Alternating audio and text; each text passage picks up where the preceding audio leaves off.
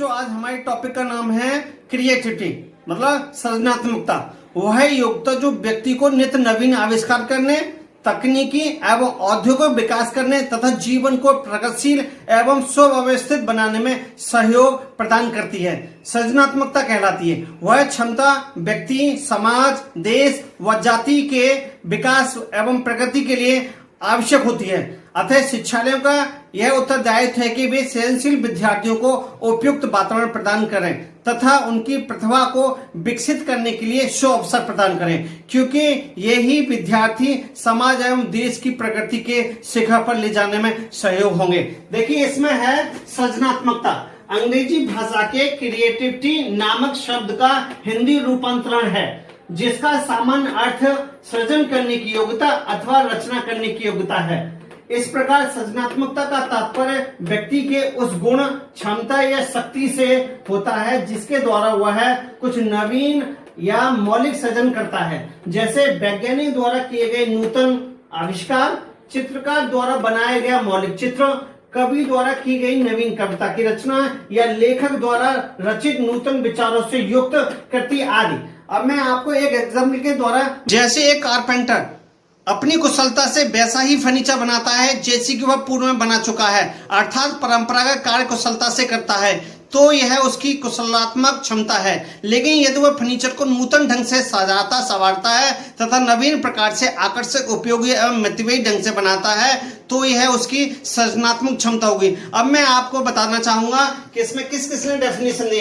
क्रोएनक्रो ने सृजनात्मकता मौलिक परिणामों को अभिव्यक्त करने की मानसिक प्रक्रिया है। Creativity is a mental process to express the original outcome. James Clever ने कहा सृजनात्मकता मुख्यतः नवीन रचनाएं या उत्पादन में होती है। Creativity is essentially found in new creation और प्रोडक्शन। यही ड्रेव हल ने कहा है सृजनात्मकता वह मानवीय योग्यता है जिसके द्वारा वह नवीन रचना या विचारों को प्रस्तुत करता है। Creativity is the human ability by which he present only noble work और आइडिया। अब मैं इसके बारे में नेचर एंड कैरेक्टरिस्टिक्स के बारे में मैं आपको बताऊंगा। इसमें सृजनशील बालकों में अधिक तर्क शक्ति और कल्पना शक्ति पाई जाती है। सृजनशील बालकों में चिंतन शक्ति अधिक पाई जाती है। सृजनशील बालक प्रत्येक वस्तु तथा घटना को नवीन रूप देने का प्रयास करते हैं। सृजनशील बालक नवीन खोजों के प्रति अधिक जिज्ञासा रखते हैं। सृजनशील बालकों में एकाएक या अचानक सूझ उत्पन्न होती है। सृजनशील बालक सामान्य बालकों की अपेक्षा नवीन ढंग से सोचते हैं।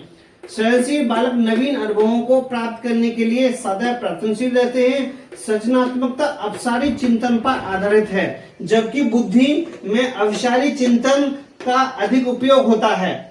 यह आवश्यक नहीं है कि सभी बुद्धिमान व्यक्ति सृजनात्मक भी हों। अल्प बुद्धि वाले व्यक्ति भी सृजनशील हो सकता है। सृजनशील बालक भविष्य के प्रति आशावादी। एलिमेंट्स ऑफ क्रिएटिविटी, सृजनात्मकता के तत्व। सबसे पहले तत्व आता है प्रवाह, दूसरा लचीलापन, तीसरा मौलिकता और चौथा विस्तारण।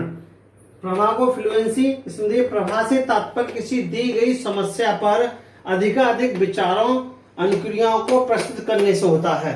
नेक्स्ट आता है लचीलापन, फ्लेक्सिबिलिटी।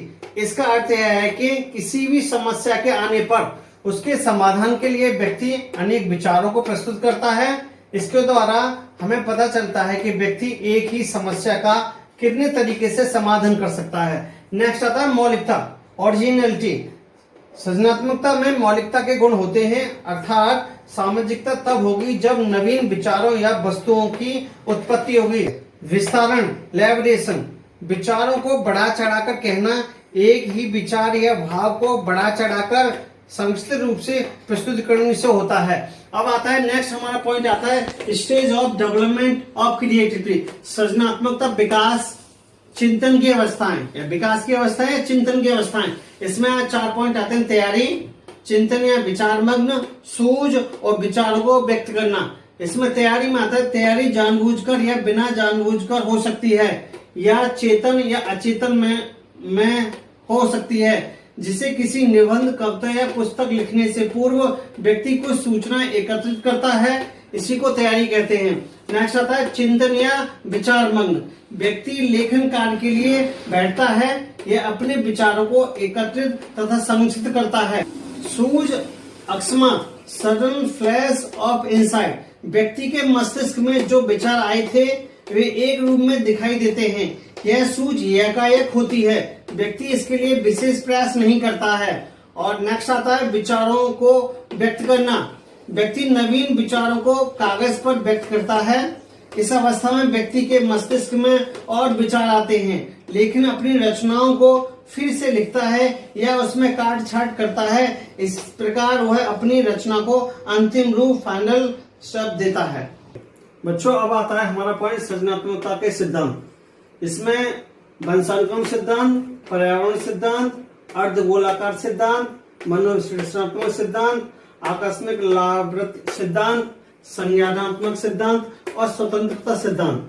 इसमें देखिए पहले वंशानुक्रम सिद्धांत में हेरिडिटी थ्योरी, इसमें क्या आता है, इस सिद्धांत के अनुसार सृजनात्मकता जन्मजात होती है। यह व्यक्ति को उनके पूर्वजों द्वारा प्राप्त होती है, जैसे जेम्स वाट, गांधी जी, टैगोर आदि महान व्यक्ति जन्म के समय से ही परिस्थितियों को समझने वाले तथा नई खोज करने की योग्यता से पूर्ण थे। नेक्स्ट आता है पर्यावरण सिद्धांत। इस सिद्धांत के अनुसार व्यक्ति को सृजनात्मक बनाने में पर्यावरण की महत्वपूर्ण भूमिका होती है, क्योंकि स्वतंत्र व अनुकूल पर्यावरण में नए नए विचार उत्पन्न होते हैं, जबकि बंद समाज में नहीं होते। अर्धगोलाकार सिद्धांत। इस सिद्धांत में बताया गया है कि व्यक्ति का मस्तिष्क दो भागों में विभक्त रहता है, अर्थात दायां व बायां गोलार्ध में। सृजनशीलता मनुष्य के मस्तिष्क के दाएं गोलार्ध से उत्पन्न होती है तथा ऐसे व्यक्तियों में प्रायः दायां गोलार्ध प्रबल होता है। नेक्स्ट आता है मनोविश्लेषणात्मक सिद्धांत। इस सिद्धांत का प्रतिपादन फ्राइड ने किया। उनके अनुसार व्यक्ति की सृजनात्मकता प्रायः उसकी दमित इच्छाओं द्वारा व्यक्त होती है। नेक्स्ट आता आकस्मिक लाभप्रद सिद्धांत। इसके अनुसार महत्वपूर्ण सिद्धांत आकस्मिक रूप से विभक्त होते हैं, चाहे वे विज्ञान से संबंधित हो या कला से, जैसे न्यूटन का सिद्धांत। नेक्स्ट आता है हमारा संज्ञानात्मक सिद्धांत।